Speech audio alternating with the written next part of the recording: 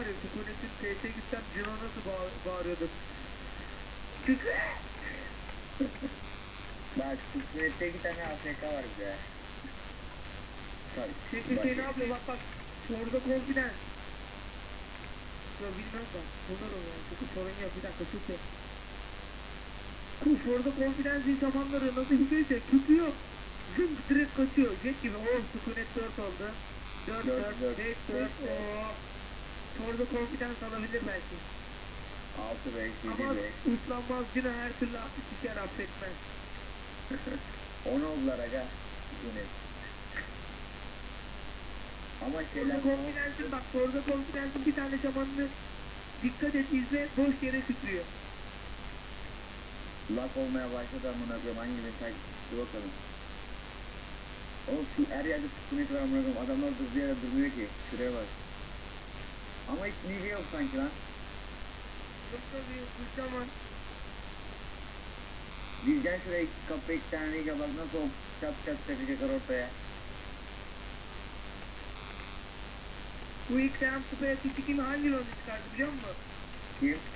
V8. O dağılmaz mı? Dağılmadı. Godlight var ya Godlight, onlarla birleştiler şu an. Godlight 3 ronca. Godlight V8 bir de AX diye bir ronca. Kaç kişi 3 ronca bunlar. Mal Tibet'te 80 kişi savaşa girdiler. 88 kişi neyin kafasını yaşadılar. Aga ya ben bilmiyorum işte kaç kişi olduk onu, nasıl öğrenme sana.